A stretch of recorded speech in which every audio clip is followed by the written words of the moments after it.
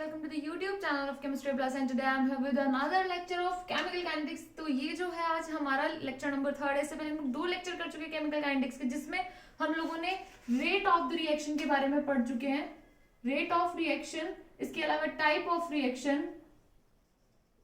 Reaction और इसके अलावा हम लोग average rate and instantaneous rate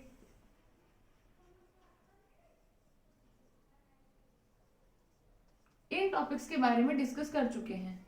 और इसके अलावा हम लोग कुछ न्यूमेरिकल्स कर चुके हैं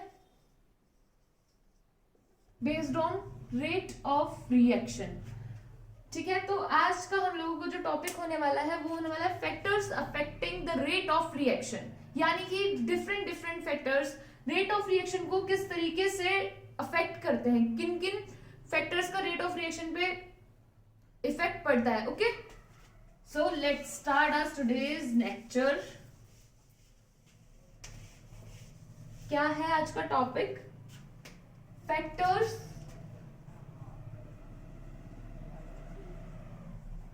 affecting the rate of reaction.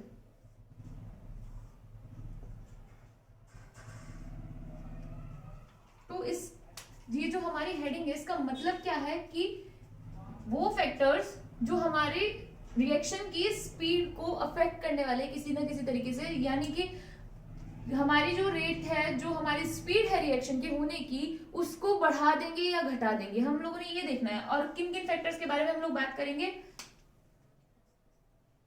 Temperature,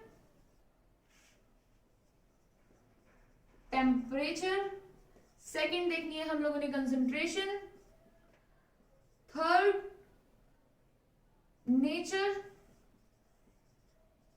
of reactant और प्रोडक्ट, और फोर्थ देखनी है प्रेशर। ठीक है, इसके अलावा इफेक्ट ऑफ कैटलिस्ट। तो हम लोग इन्हें डेफिनेशंस के थ्रू समझने से पहले, इन्हें केमिकल लैंग्वेज में समझने से पहले हमारी डेली लाइफ से रिलेट करके समझेंगे, जैसे कि हम अभी तक सारे ही टॉपिक्स को समझते हुए आ रहे हैं। तो डेली लाइफ से कैसे रिलेट करेंगे? सबसे पहले हम लोग ये वाला फैक्टर लेंगे, टेम्परेचर। तो हम लोगों ने मेनली क्या देखना है कि सबसे पहले तो देखना है कि हमारी जो रेट ऑफ रिएक्शन है वो कैसे बढ़ रही है और कैसे घट रही है। सिर्फ ये नहीं लिखना कि हाँ directly proportional to T temperature है या फिर इनवर्सली प्रोपोर्शनल है इसके, डायरेक्टली प्रोपोर्शनल है इसके, ये सब रट्टा लगा लो। नहीं, हम लोगों ने सही से समझना है कि अगर हमारा क्वेश्चन किसी भी तरीके से आ जाए, हम लोगों ने एकदम हमारा माइंड वहीं पे वर्क करना चाहिए कि भाई हाँ ये वाली एनर्जी बढ़ रही है, इसकी थर्मल एनर्जी बढ़ रही है, यहाँ पे ये डिक्रीज हो रही है, इंक्रीज हो रही है, तो किस तरीके से अफेक्ट करेगी हमारी स्पीड को रिएक्शन की, यानी कि हमारे रिएक्शन की जो होने की स्पीड है उसको इंक्रीज करेगी या फिर डिक्रीज करेगी। ठीक है, हाँ जी। तो सबसे पहले हम लोग टेम्परेचर का इफेक्ट देखेंगे। कैसे देखेंगे टेम्परेचर का इफेक्ट? अब मान लीजिए हम सब रसोई में हम लोगों ने पानी तो है ना गर्म किया ही होगा। अब हम एक तो उसे लो फ्लेम पे गर्म करते हैं और एक हाई फ्लेम पे गर्म करते हैं। इसका क्या मतलब है? हमने देखा है कि जब हम तेज आंच पर पानी को गर्म करते हैं तो वो जल्दी हो जाता है, और जब हम कम आंच पर करते हैं तो वो स्लोली होता है। तो वहां पे क्या इफेक्ट हुआ? टेम्परेचर का इफेक्ट। टेम्परेचर बढ़ने से हमारा जो पानी है वो जल्दी उबल रहा है, यानी कि हमारा जो पानी के उबलने की स्पीड है वो बढ़ रही है। ठीक है, ऐसे ही कुछ रिएक्शन के साथ भी होता है। क्या होता है रिएक्शन के साथ? जैसे कि हमारे पास ये वेसल है और इसके अंदर हमारे पास ये मॉलिक्यूल्स हैं। यहां नीचे से हमने हीट देनी स्टार्ट की, यहाँ पे कोई बर्नर लगाया और यहां से हीट देनी स्टार्ट की। तो जैसे ही हमारे इस वेसल के अंदर ये जो लिक्विड या फिर हमारे पास ये जो रिएक्टेंट है, इसके ये जो पार्टिकल्स हैं, जो मॉलिक्यूल्स हैं, जैसे ही उन्हें हीट मिलेगी तो उनकी थर्मल एनर्जी क्या होगी? इंक्रीज हो जाएगी। टेम्परेचर इंक्रीज करने से इनकी थर्मल एनर्जी इंक्रीज हो जाएगी, यानी कि इनकी काइनेटिक एनर्जी क्या होगी? एनहांस हो जाएगी। तो ये जल्दी मूव करेंगे। अब आप लोग एक बात समझ लो कि पूरी की पूरी काइनेटिक्स जो है वो उसका जो मेनली मोस्टली पार्ट है वो कोलिजन थ्योरी पे डिपेंड करता है। कोलिजन थ्योरी है ना, यानी कि टकराव, मॉलिक्यूल्स कितने टकरा रहे हैं, नहीं टकरा रहे हैं। सबसे पहले तो सारे जो भी कोलिजन्स होते हैं वो इफेक्टिव कोलिजन्स नहीं होते, कुछ ही कोलिजन्स इफेक्टिव कोलिजन होते हैं जिनकी वजह से रिएक्शन हो रही होती है, बाकी सब वेस्ट होते हैं। ठीक है, तो यहाँ पे इनकी जो है थर्मल एनर्जी इंक्रीज होगी। थर्मल एनर्जी इंक्रीज होने से अब आप देखो, आपको बताएं कि अगर आपकी एनर्जी कम है, ठीक है, तो आप क्या सुस्त से घूमते रहोगे कि भाई चलो यहाँ बैठ जाओ वहां बैठ जाओ। लेकिन वहीं अगर एक बंदा ऐसा है कि उसकी जो एनर्जी है वो बहुत हाई है, तो वो क्या करेगा, भाग भाग के सारे काम करेगा। तो ऐसे ही मॉलिक्यूल्स के साथ होता है, जैसे इनकी थर्मल एनर्जी इंक्रीज होती है, ये क्या करते हैं, और ज्यादा स्पीड से मूव करना स्टार्ट करते हैं, तो और ज्यादा टक्कर होती है मॉलिक्यूल्स की आपस में। पहले ये कम स्पीड से चल रहे थे और कम टकरा रहे थे, अब इनकी स्पीड बढ़ गई तो ये जल्दी जल्दी जल्दी जल्दी मूवमेंट करेंगे, और इनकी स्पीड बढ़ने की वजह से इनके जो कोलिजन है, नंबर ऑफ कोलिजन्स इंक्रीज हो जाएंगे। और जैसे ही नंबर ऑफ कोलिजन्स इंक्रीज होंगे वैसे ही क्या होगा, हमारी जो रिएक्शन की जो रेट है, रिएक्शन की जो स्पीड है वो इंक्रीज हो जाएगी, यानी कि हमारे जो प्रोडक्ट मिलने की चांसेस है वो भी ज्यादा हो जाएंगे कम टाइम में, और हमारे जो रिएक्शन है उसके होने की रेट भी इंक्रीज हो जाएगी। तो इस तरीके से टेम्परेचर क्या हो गया, रेट ऑफ रिएक्शन के टेम्परेचर डायरेक्टली प्रोपोर्शनल हो गया। ठीक है, वहीं हमारा सेकंड फैक्टर क्या है, concentration. Second factor is concentration. तो कंसंट्रेशन बढ़ाने पे क्या होगा, अब देखिए, एक कोई बंद कमरा है, ठीक है, उसके अंदर 10 लोगों को छोड़ दिया गया, तो वो लोग, उन लोगों को 10 लोगों को घूमने फिरने के लिए छोड़ा गया कि चलो भाई तुम लोग फ्री हो और घूम लो फिर लो कुछ भी कर लो। तो ज्यादा चांसेस है कि वो लोग आराम से घूम पाएंगे। मतलब जब हमारे पास कमरे के अंदर जगह है तो लोगों की जो टकराने की, जो आपस में कोलिजन होने की जो टेंडेंसी है वो बहुत कम है, चांसेस बहुत कम है। लेकिन वहीं अगर उसी कमरे के अंदर 100 लोगों को छोड़ दिया जाए और कहा जाए कि अब लोग मूव करो, तो क्या होगा, लोग जो है वो बार बार आपस में टकराएंगे। टकराने से क्या होगा, वही रिएक्शन बढ़ जाएगी। ऐसा ही यहाँ पे होगा, जैसे कि ये हमारे पास वेसल है, इसके अंदर ये है मॉलिक्यूल्स, अभी ये कम कंसंट्रेशन है, मान लीजिए कि हमने इसकी कंसंट्रेशन को इंक्रीज कर दिया और मॉलिक्यूल्स डाल दिए ऐसे ही इसके अंदर, तो क्या होगा, अब पहले तो ये वाला मॉलिक्यूल है वो सिर्फ इन 3 से टकरा रहा था, लेकिन अब क्या होगा, अब वो इन बाकियों से भी टकराएगा। जितने ज्यादा कोलिजन्स होंगे उतनी ज्यादा इफेक्टिव कोलिजन्स होने की जो चांसेस है वो बढ़ जाएंगी। अब भाई देखो, अगर मान लो हमारे पास 10 कोलिजन हुए और उनमें से इफेक्टिव कोलिजन है 2, तो हमारे पास जो रिएक्शन है वो कम हो रही है ना, हमारी कम प्रोसीड हो रही है। वहीं अगर इसे हम बढ़ा के 100 कर दें तो हमारे पास इफेक्टिव कोलिजन्स कितने आने लगेंगे, 20। यानी कि हम अगर कंसंट्रेशन को इंक्रीज कर रहे हैं तो हमारे रेट ऑफ रिएक्शन भी इंक्रीज हो रहा है। तो कंसंट्रेशन और रेट ऑफ रिएक्शन में क्या रिलेशन हो गया, रेट ऑफ रिएक्शन कंसंट्रेशन के भी डायरेक्टली प्रोपोर्शनल हो गई। ठीक है, अब इसके बाद आता है नेचर ऑफ रिएक्टेंट और product. Nature of reactant and product से यहाँ मतलब है कि हमारे जो रिएक्टेंट और प्रोडक्ट है उनके नेचर कैसे हैं। आप रिएक्टेंट और प्रोडक्ट से आप क्या समझते हो कि लेट्स सपोज हमारे पास ए है, बी है, सी और डी दे रहे हैं दोनों आपस में रिएक्शन करके। अब हम क्या देखेंगे कि अगर ए है, जो अगर ए के जो मॉलिक्यूल्स हैं उनके आपस में जो इसके बॉन्ड है वो इतना ज्यादा स्ट्रॉन्ग है कि टूट ही नहीं रहा, ये हमारे पास स्टेबल है, ये कोई भी हमारे पास स्टेबल है, रिएक्टेंट जो है वो स्टेबल है हमारा, तो वो क्यों ही प्रोडक्ट में कन्वर्ट होगा जब उसके पास यहाँ स्टेबिलिटी है। भाई हम रिएक्शन कर रहे हैं, करवा रहे हैं स्टेबिलिटी के लिए ही तो, क्योंकि हर किसी को लाइफ में भी ऐसा ही है, लोगों को भी स्टेबिलिटी चाहिए होती है। इसी तरीके से ये मॉलिक्यूल्स है, इन्हें भी स्टेबिलिटी चाहिए होती है। ये रिएक्शन करके इस प्रोडक्ट में फर्दर क्यों कन्वर्ट हो रहे हैं, क्योंकि इन्हें स्टेबिलिटी चाहिए, यहाँ से ज्यादा यहाँ स्टेबिलिटी मिलेगी तो ये उसमें कन्वर्ट हो जाएंगे। लेकिन अगर इनके पास यही स्टेबिलिटी होगी तो ये क्यों ही आगे जाएंगे। तो ये इस तरीके से हम nature of reactant and product rate of reaction को अफेक्ट करता है। अगर जो रिएक्टेंट है वो स्टेबल है तो हमारी रेट ऑफ रिएक्शन डिक्रीज हो जाएगी, वहीं अगर प्रोडक्ट स्टेबल है तो हमारी रेट ऑफ रिएक्शन इंक्रीज हो जाएगी। कौन सी rate of reaction, forward direction में जो रिएक्शन हो रही है। ठीक है, अगर बैकवर्ड डायरेक्शन में होगी, चलो बैकवर्ड तो अभी तुमने नहीं पढ़ा, फॉरवर्ड में ही समझो कि अगर हमारे पास रिएक्टेंट स्टेबल है तो हमारे पास रिएक्शन की जो रेट है वो डिक्रीज हो जाएगी, क्योंकि वो स्टेबिलिटी छोड़ के जाना नहीं चाहेगा प्रोडक्ट में। और अगर हमारे पास प्रोडक्ट स्टेबल है तो भाई हमारे पास क्या होगा, जल्दी जल्दी रिएक्शन होगी, क्योंकि ये स्टेबल नहीं है हमारे पास रिएक्टेंट, प्रोडक्ट ज्यादा स्टेबल, तो फटाफट रिएक्शन होगी और वो प्रोडक्ट में कन्वर्ट होकर अपनी स्टेबिलिटी को गेन कर लेंगे। समझ आया कि nature of reactant and product किस तरीके से अफेक्ट करता है। नेक्स्ट फैक्टर है हमारे पास प्रेशर। प्रेशर का भी ऐसा ही है। अब तुम देखो वही पानी वाला एग्जांपल, अगर हमने किसी वेसल के अंदर, किसी भी बर्तन के अंदर कोई भी चीज गर्म करनी रख दी तो उससे क्या होगी, वेपर्स बनेंगी। अब आपने देखा होगा बहुत से लोग कहते हैं कि हम जब पानी उबाल रहे हैं तो उसे ढक दो, जल्दी गर्म हो जाएगा। क्यों? क्योंकि जो उससे वेपर्स बनेंगी वो बाहर नहीं जा पाएंगी। बाहर नहीं जा पाएंगी तो जो उसकी, जो आपने प्लेट ढकी है उसकी सतह से टकरा के नीचे की तरफ प्रेशर डालेंगी। प्रेशर डालेंगी तो हमारी जो रिएक्शन की होने की जो स्पीड है वो इंक्रीज हो जाएगी। तो प्रेशर भी रेट ऑफ रिएक्शन के डायरेक्टली प्रोपोर्शनल होता है, हमारी स्पीड को रिएक्शन की इंक्रीज करता है। अब अगर हम देखो केमिकली समझें तो ये लो, ये है हमारे पास कोई भी वेसल, इसके अंदर ये हमारे पास मॉलिक्यूल्स हैं, फ्री है ये अभी। अब ये कोई यही वाला वेसल है। अब अगर हम इसमें यहां प्रेशर लगा दिया, यहां तक का प्रेशर है, ये लो, हमने इसे पुश कर दिया नीचे की तरफ, तो ये जो अभी खुले खुले घूम रहे थे इनके साथ क्या होगा, ये पास पास आ जाएंगे। जितने ज्यादा पास हमारे मॉलिक्यूल्स होंगे उतने ज्यादा कोलिजन के चांसेस बढ़ेंगे, उनके टकराने के चांसेस बढ़ेंगे, क्योंकि भीड़ भाड़ ज्यादा होगी तो वो ज्यादा टकराएंगे तो जो उनके इफेक्टिव कोलिजन्स है वो इंक्रीज होंगे। जितने ज्यादा इफेक्टिव कोलिजन्स इंक्रीज होंगे, नंबर ऑफ इफेक्टिव कोलिजन्स जितने ज्यादा होंगे उतने ज्यादा हमारा प्रोडक्ट बनेगा। तो इस तरीके से प्रेशर भी रेट ऑफ रिएक्शन के डायरेक्टली प्रोपोर्शनल होता है। अब आते हैं कैटलिस्ट। कैटलिस्ट क्या होता है कि कैटलिस्ट जो है हमारे रेट ऑफ रिएक्शन को इंक्रीज भी कर सकता है और डिक्रीज भी कर सकता है, दोनों तरीके के काम करता है। अगर हमारे पास पॉजिटिव है कैटलिस्ट तो हमारे रेट ऑफ रिएक्शन को इंक्रीज कर देगा, और अगर हमारे पास कैटलिस्ट नेगेटिव है तो वो रेट ऑफ रिएक्शन को डिक्रीज कर देगा। तो क्या देखा आपने, टेम्परेचर बढ़ाने पे भी हमारी रेट ऑफ रिएक्शन बढ़ती है, कंसंट्रेशन बढ़ाने पे भी, प्रेशर बढ़ाने पे भी हमारी रेट ऑफ रिएक्शन बढ़ती है, यानी कि इन सबके ये डायरेक्टली प्रोपोर्शनल है।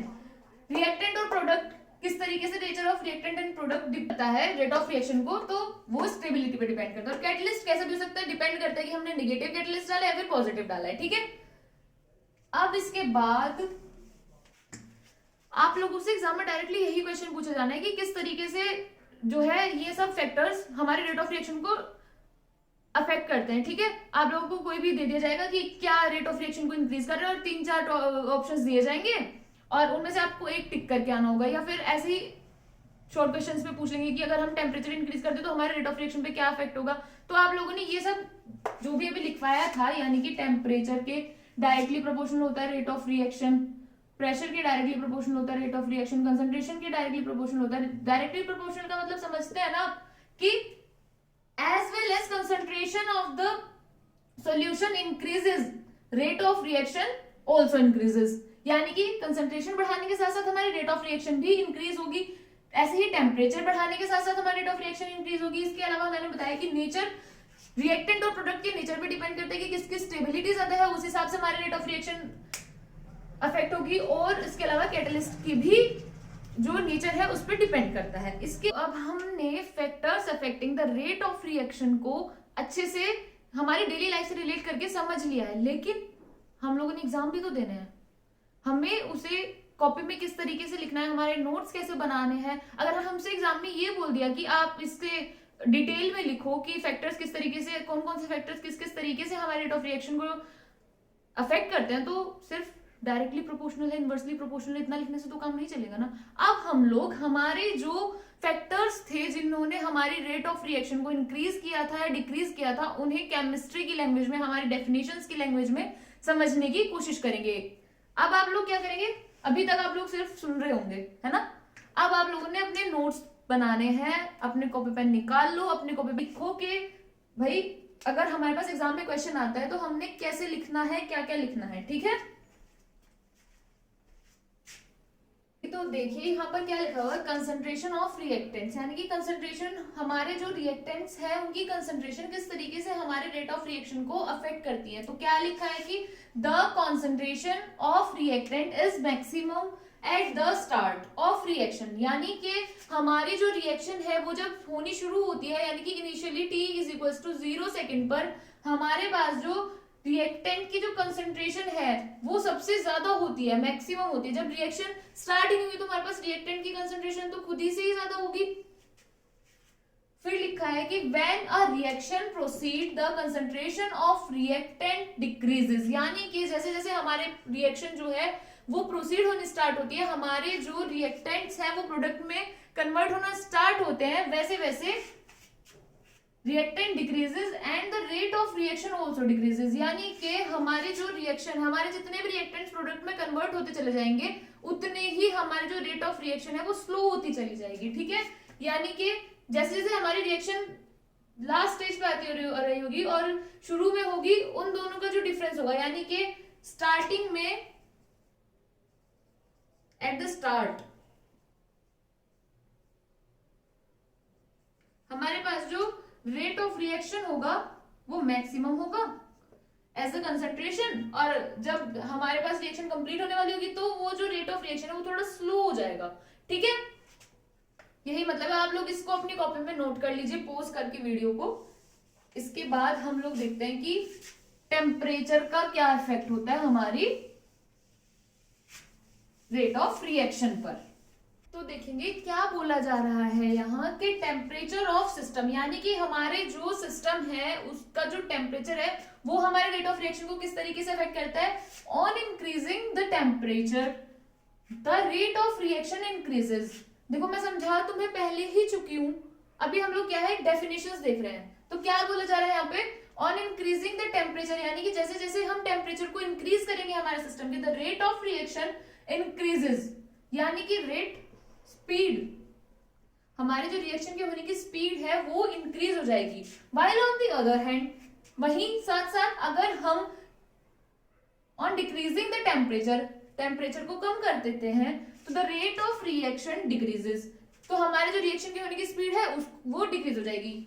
साफ साफ बोल रहे हैं कि टेम्परेचर जो है वो डायरेक्टली प्रोपोर्शनल है रेट ऑफ रिएक्शन के। अगर हम टेम्परेचर इंक्रीज करते हैं तो हमारी रेट ऑफ रिएक्शन भी बढ़ जाती है, हमारी स्पीड बढ़ जाती है रिएक्शन के होने की, और अगर हम टेम्परेचर डिक्रीज करते हैं तो हमारे रेट ऑफ रिएक्शन जो है वो भी डिक्रीज हो जाती है। अब देखो, हाँ एक और बार इसमें ऐड कर देंगे, फॉर बोथ एक्सो और एंडो प्रोसेस,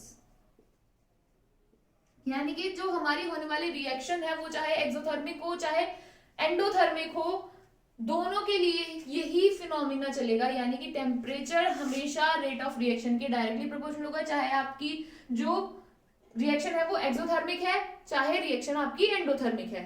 ओके, इसके बाद हम लोग देखेंगे nature of reactant and product.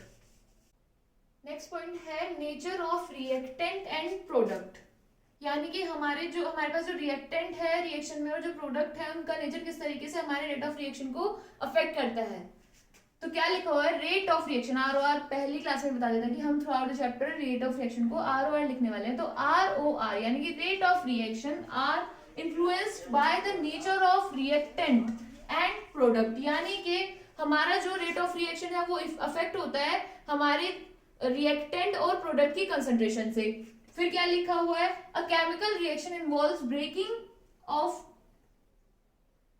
Old bonds and formation of new bonds, यानी कि हमारे पास जो भी रिएक्शन है, क्या लिखा है, केमिकल रिएक्शन इन्वॉल्व्स, यानी कि केमिकल रिएक्शन में क्या होता है, ब्रेकिंग ऑफ ओल्ड बॉन्ड्स, यानी कि जो हमारे पुराने बॉन्ड्स होते हैं वो टूटते हैं, और फॉर्मेशन ऑफ न्यू बॉन्ड्स, नए नए बॉन्ड्स की फॉर्मेशन होती है। मैंने आपको पहले समझाया था ना कि रिएक्टेंट के जो बॉन्ड्स होंगे अगर हमारे पास वो स्ट्रॉन्ग होंगे रिएक्टेंट में, तो वो प्रोडक्ट में जाएगा ही नहीं, क्योंकि उसके पास स्ट्रॉन्ग बॉन्ड्स है पहले ही रिएक्टेंट की फॉर्म में, तो क्यों प्रोडक्ट में जाएगा। काम कौन करना पसंद करता है ना, वही हालत हमारे पास रिएक्टेंट की होती है कि अगर वो स्टेबल होगा तो क्यों ही जाएगा वो प्रोडक्ट में।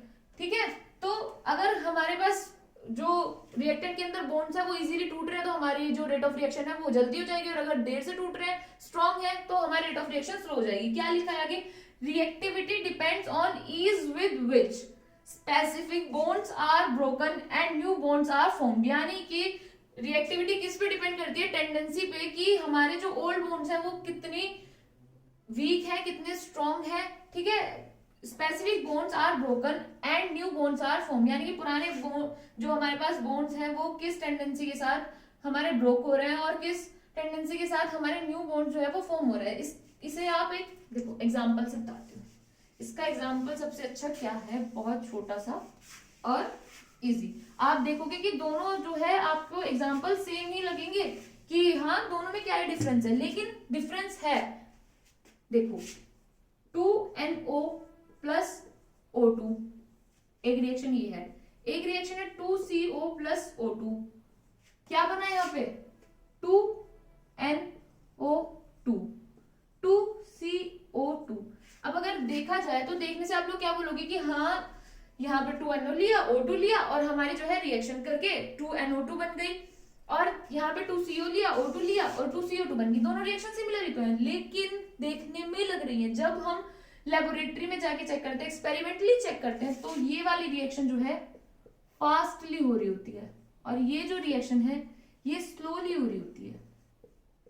यानी कि जो हमारे पास यहां से पता चल रहा है कि हमारे जो रिएक्टेंट है और जो प्रोडक्ट्स हैं, यहाँ पे भी बोन फॉर्मेशन की बात हो रही है। अब यहाँ पे नहीं इजीली मतलब बोन ब्रेक हुए होंगे, तो इसलिए ये रेट क्या होगी इस रिएक्शन की, स्लो होगी। यहाँ पे इस जल्दी जल्दी बन रहा होगा प्रोडक्ट, यानी कि NO2 इसे स्टेबल फील हो रहा होगा, तो फास्ट। ये क्या है एक्सपेरिमेंटली पता चला। अगर देख रहे हैं तो हम क्या करेंगे, दोनों रिएक्शन एक जैसी दिख रही है भाई, दोनों का रेट सेम होगा, नहीं, ये फास्ट रिएक्शन और ये स्लो रिएक्शन है। ये इफेक्ट होता है कि इफेक्ट कि भाई nature of reactant and product किस तरीके से हमारी रिएक्शन को अफेक्ट कर रहे हैं, ठीक है।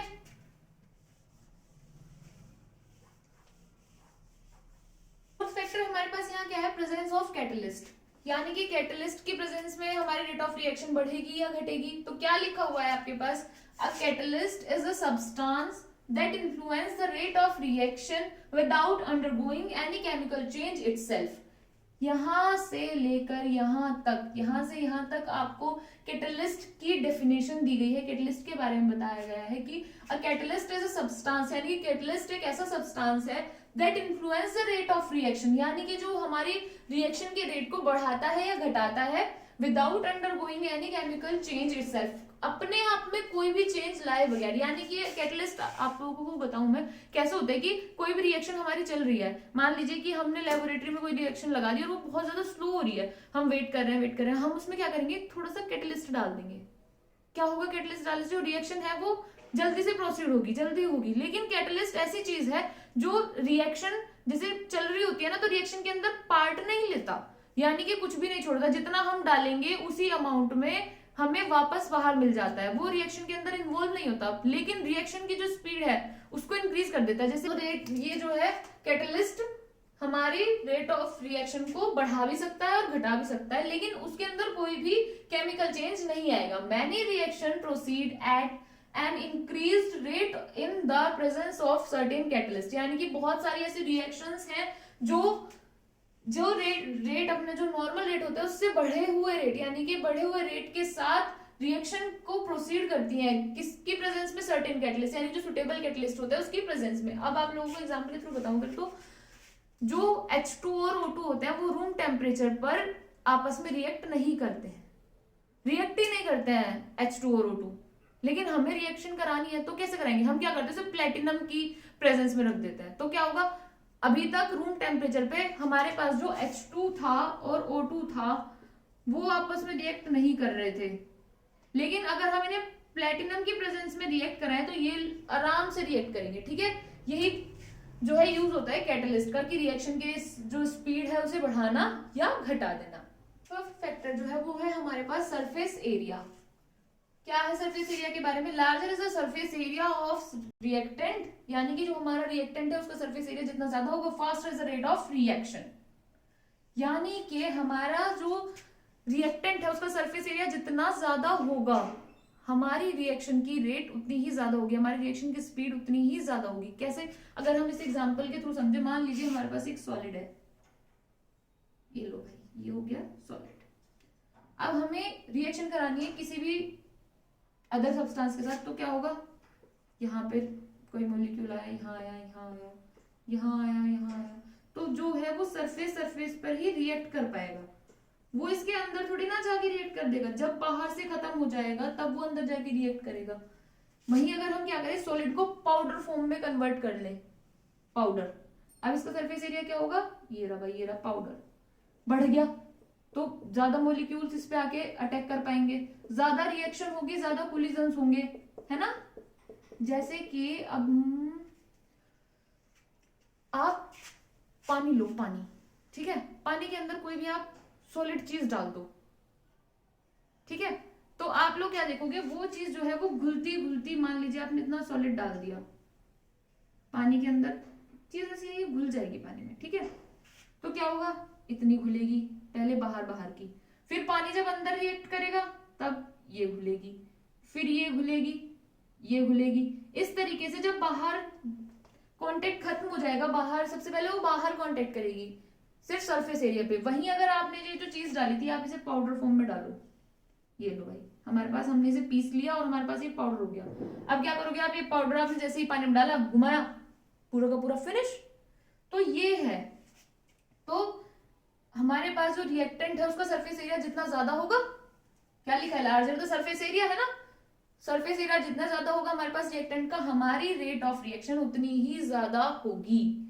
ओके, तो अभी फैक्टर्स आपके फिनिश हुए, किन किन पे हमारी रेट ऑफ रिएक्शन डिपेंड करती है। कभी भी पूछा जा सकता है एग्जाम में, मतलब कॉम्पिटिटिव एग्जाम्स में भी, और आपके बोर्ड एग्जाम्स के लिए तो पूरी थ्योरी लिखवा ही दी, इसको अच्छे से नोट कर लेंगे, अपने नोट्स बना लेंगे, बाद में आप लोग फिर ढूंढते रहते हो कि भाई। अब देखेंगे इसके बाद हमारे पास क्या है टॉपिक। तो हमारा नेक्स्ट टॉपिक जो है वो है लॉ ऑफ मास एक्शन। हमारे पास दो बहुत अच्छे अच्छे साइंटिस्ट आए जिन्होंने हमें ये लॉ ऑफ मास एक्शन दिया, नाम था उनका गुलबर्ग और वाग्स। क्या बोलते हैं ये कि according to this law at a given temperature, यानी कि इस लॉ, यानी कि मास एक्शन का जो लॉ है, इसके अकॉर्डिंग किसी भी हमारे पास जो दिया हुआ टेम्परेचर है उस पर the rate of reaction is proportional to the concentration of reactants, यानी कि जो रेट ऑफ रिएक्शन है वो प्रोपोर्शनल होगा किसके, the concentration of reactants, reactants की कंसंट्रेशन के प्रोपोर्शनल होगा। नहीं समझ आया? अभी देखो हम इसे फॉर्मूले से देखते हैं, लिख के देखते हैं। जैसे कि हमारे पास A प्लस B है, ये रिएक्शन हो रही है C प्लस D में, तो क्या बोला है इसने कि हमारा जो रेट ऑफ रिएक्शन होगा, यानी कि ROR होगा, प्रोपोर्शनल होगा कंसंट्रेशन ऑफ रिएक्टेंट्स, यानी कि A की कंसंट्रेशन और B की कंसंट्रेशन। अब तो समझ गए होंगे, हमारा रेट ऑफ रिएक्शन किसके प्रोपोर्शनल होगा, हमारे जो रिएक्टेंट्स हैं उनकी कंसंट्रेशन के। क्या है ये, लॉ ऑफ मास एक्शन। आप लोगों को पता है कि आपको डेफिनेशन से फॉर्मूला से डेफिनेशन बनानी भी आनी चाहिए। अब हम क्या करेंगे, हमारा जो रेट ऑफ रिएक्शन है R इक्वल टू लगाएंगे और इस प्रोपोर्शनल साइन की जगह लिख देंगे K A और B, where what is K, हम इसे बोल सकते हैं वेलोसिटी कांस्टेंट,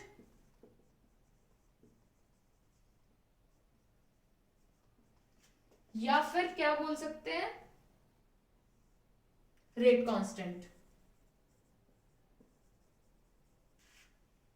तो ये भी आप लिख लेना कि भाई K जो है वो है वेलोसिटी कांस्टेंट और रेट कांस्टेंट। अब अगर हम इस K के बारे में और जानना चाहें, अगर हम इस K की डेफिनेशन इस फॉर्मूला से लिखना चाहें तो क्या लिख सकते हैं, बिल्कुल लिख सकते हैं। मैं आप लोगों को सिखाऊंगी कि हम लोग किस तरीके से एग्जाम में डेफिनेशन फॉर्मूलास, मान लीजिए हमारे साथ ना कई बार होता है ऐसे एग्जाम में कि हमारे को हमको कुछ फॉर्मूला याद हो रहा होता है और हम जो है हम डेफिनेशन नहीं बना पाते। अब देखेंगे हम इससे किस तरीके से अपनी डेफिनेशन बनाएंगे K कांस्टेंट की, जो हमारे पास कांस्टेंट है, रेट कांस्टेंट K। क्या लिखा अभी हमने, R is equal to K A B। अब आप लोग यहाँ पे ध्यान से देखिए, अगर मैं कहूं कि हमारे पास ये जो कंसंट्रेशन ऑफ A है ये भी यूनिटी हो जाए और इस कंसंट्रेशन ऑफ B है ये भी यूनिटी हो जाए, यूनिटी मतलब 1, अगर ये दोनों 1 1 हो जाए तो हमारे पास जो रेट ऑफ रिएक्शन R है वो किसके इक्वल हो गया, K के। बस बन गई डेफिनेशन। यानी कि जो हमारे पास रेट कांस्टेंट है वो क्या है, रेट कांस्टेंट हमारे पास रेट ऑफ रिएक्शन के इक्वल है, यानी कि उस रिएक्शन के रेट के इक्वल है हमारे पास क्या, रेट कांस्टेंट, जिसके जो रिएक्टेंट्स है उनकी कंसंट्रेशन क्या है, यूनिटी, यानी कि 1। उसके जितने भी हमारे पास जो रिएक्शन हो रही है, अगर हमारे पास उसके रिएक्टेंट्स की जो कंसंट्रेशन है वो 1 है, तो हमारा rate constant rate of reaction के इक्वल हो जाएगा। अब इसकी डेफिनेशन लिखेंगे, हमारे पास के की definition, the rate constant of a given reaction at a given temperature may be defined as the rate of reaction when concentration of each of the reactants is unity। each यानी कि हर एक reactant की जो concentration है हमारे पास वो क्या है 1, तो हम रेट कांस्टेंट को रेट ऑफ रिएक्शन बोल सकते हैं। ठीक है, यही था लॉ ऑफ मास एक्शन, यानी कि क्या था, हमारा जो रेट ऑफ रिएक्शन है वो डायरेक्टली प्रोपोर्शनल होगा, क्या हमारा rate of reaction directly proportional होगा हमारे पास जितने भी रिएक्टेंट हैं उनकी कंसंट्रेशंस के, और ये हमारे पास वेलोसिटी कांस्टेंट है, वेलोसिटी कांस्टेंट। ठीक है, आज का जो न्यू लेक्चर था हम उसमें सिर्फ इतना ही पढ़ेंगे, इसके आगे का हम लोग ऑर्डर ऑफ रिएक्शन के बारे में, मॉलिक्यूलैरिटी ऑफ रिएक्शन, वो हम लोग नेक्स्ट लेक्चर में पढ़ेंगे। इस सब के अलावा लास्ट क्लास में एक क्वेश्चन बचा था जो मैंने कहा था कि आप लोग करेंगे, हम लोग अब वो क्वेश्चन डिस्कस करेंगे। ओके, चलो चलो अब सब लोग जल्दी से अपने कॉपी पेन वैसे तो निकाल ही रखे होंगे, लेकिन वो कॉपी निकालो जिसमें आप लोगों ने वो क्वेश्चन सोल्व किया होगा। इंतजार तो कर ही रहे होंगे आप लोग भी कि फटाफट से इसका आंसर हमें जो है पता चल जाए, है ना। अब वो क्वेश्चन सोल्व करने वाले हैं हम लोग। तो भाई ये था हमारे पास लास्ट वीडियो में लास्ट क्वेश्चन जो आप लोगों को होमवर्क में मिला था। क्या लिखा हुआ है, 4NH3 plus 5O2 gives us 4NO plus 6H2O। Question पूरा नहीं उतारा मैंने, जो हमारे पास रिक्वायर्ड डिटेल्स थी वो उतार ली है, वो लिख ली है। तो ये हमारे पास गिवन रिएक्शन है कि ये कोई भी रिएक्शन किसी भी टेम्परेचर पे हो रही है, और ये हमें दिया हुआ है, क्या लिखा था क्वेश्चन में हमारे पास कि rate of formation of NO, ये दिया हुआ है, हमने लिख लिया। पूछा क्या हुआ है, rate of disappearance of NH3, rate of formation of water, rate of reaction. तो हम लोगों ने कहां तक सीखा था, ये तो सब कुछ सीख ही लिया था, लेकिन हम सबसे पहले क्या फाइंड आउट करेंगे, रेट ऑफ रिएक्शन, क्योंकि ये हमें काफी दिक्कत लग रहा है। हमने लास्ट क्लास में इसके बहुत सारे क्वेश्चंस किए थे, तो रेट ऑफ रिएक्शन कैसे निकालेंगे। तो पहले हम इस रिएक्शन को लिख ले, इस रिएक्शन को पूरी हम रेट की टर्म में अगर लिखें तो ROR equal to 1/4 DNH3 by dt equal to 1/5 DO2 by dt। Miss कर दिया है साइन, माइनस माइनस। मैंने आप लोगों को लास्ट क्लास में बताया था ना ही तो हमें स्टोइचियोमेट्री मिस करनी है और ना ही साइन मिस करनी है। ये बार बार मैं छोड़ के आप लोगों को इसलिए दिखाती हूँ ताकि आप लोगों को कभी भी छोड़े ना। ठीक है, हमेशा आप लोगों को याद रहे कि हाँ भाई रिएक्टेंट की लिख रहे हैं ये हम कंसंट्रेशन, तो हमारे पास माइनस साइन होगा।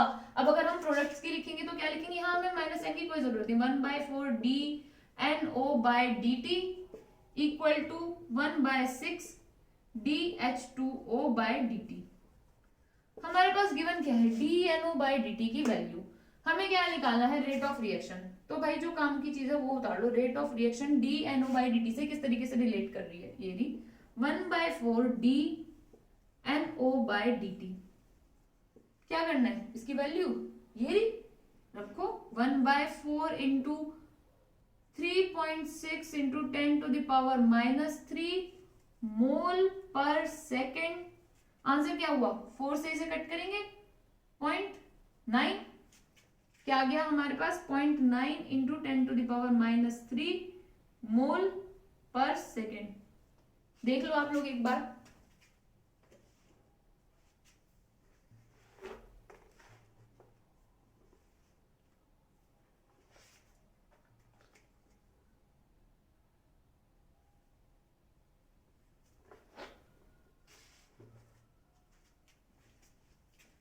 यहां लीटर रह गया भाई, मोल पर लीटर सेकेंड। ठीक है, हो गया हमारे पास थर्ड क्वेश्चन का आंसर आ गया, ये रहा 0.9 इंटू 10⁻³ इसे भी हम क्वेश्चन थर्ड के आंसर में लिख लेंगे ताकि हमें अगर जरूरत हो तो हम इसे यूज कर लें। हमारे पास क्या आ गया, रेट ऑफ रिएक्शन का जो आंसर है वो क्या आ गया, 0.9 into 10⁻³ mole litre inverse second inverse. अब क्या पूछा है, rate of disappearance of NH3, D NH3/dt minus, हमसे इसकी वैल्यू पूछी है। जब हम बात कर रहे हैं rate of disappearance of NH3 की, तो हमसे सिर्फ इतनी वैल्यू पूछी है। वो जो हमने पूरी रेट ऑफ रिएक्शन में लिखी थी ना, अभी क्या लिखा था, rate of reaction equal to, लिखो अगर हम NH3 की टर्म में लिखेंगे -1/4 dNH3/dt। इसमें से जो रेट ऑफ डिसअपियरेंस है ना NH3 का, वो सिर्फ इतना है, ये 1/4 स्टोइचियोमेट्री, ये इस रिएक्शन के अकॉर्डिंग है। हम इसे डिसअपियरेंस ऑफ NH3 में काउंट नहीं करेंगे, 1/4 अलग से है, रेट ऑफ रिएक्शन की इक्वल है, और कुछ तो देखने की जरूरत ही नहीं। हमें इसकी वैल्यू चाहिए और हमारे पास इसकी वैल्यू है, लगाओ भाई, कहाँ है ये भी, 0.9 × 10⁻³ equal to 1/4 minus dNH3/dt। Value किसकी चाहिए, -dNH3/dt। इसकी इधर मल्टीप्लाई कर देंगे तो क्या होगा, 3.6 × 10⁻³ यूनिट लिखेंगे इसकी mole litre inverse second inverse. ये हमारे पास बी क्वेश्चन का आंसर फर्स्ट क्वेश्चन का आंसर आ चुका है। हमारे पास ऐसे rate of formation of water निकालनी है। Rate of formation of water क्या होगी, dH2O/dt। ठीक है, नंबर डाल दो, ये वाला हमारे पास ए का सॉल्यूशन है, इतने में हो जाएगा ये। यहां से देखो H2O rate of reaction equal to 1/6 dH2O/dt।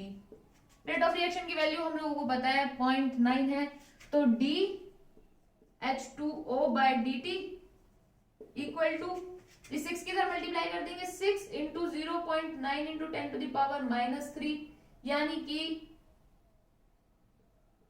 5.4 × 10⁻³ mole litre inverse second inverse इस क्वेश्चन का आंसर हो गया। पूरा का पूरा क्वेश्चन आप अच्छे से देख लीजिए। हमारे पास देखिए, अगर हम इस वाले क्वेश्चन को, वो जो हमने पूरा एक्सप्रेशन लिखा था उससे निकालने की कोशिश करते हैं ना, तो बहुत ज्यादा, अगर हम NH3 और O2 के रिलेशन से निकालने की कोशिश, निकल तो जाता है, लेकिन क्यों ही बड़ा करना, जब हमारे पास रेट ऑफ रिएक्शन है, हम इससे सबकी वैल्यू निकाल सकते हैं, तो क्या जरूरत है। सबसे पहले रेट ऑफ रिएक्शन निकाला, उससे NH3 की डिसअपियरेंस बता दी और फॉर्मेशन ऑफ वाटर बता दिया। इसी तरीके से अगर आपसे O2 की डिसअपियरेंस पूछे तो O2 की डिसअपियरेंस बता दीजिए, NO की फॉर्मेशन पूछे तो NO की फॉर्मेशन बता दीजिए।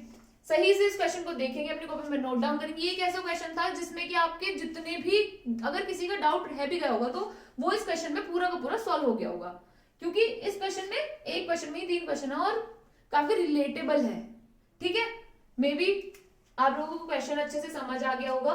फिर भी अगर आप लोगों को कुछ नहीं समझ आया आज के लेक्चर में, या पहले लेक्चर्स में भी आप लोगों को कुछ समझ नहीं आया, तो आप लोग कमेंट बॉक्स में टाइप कर दीजिए, आप लोगों की जो भी प्रॉब्लम है वो सॉल्व कर दी जाएगी। Thank you so much.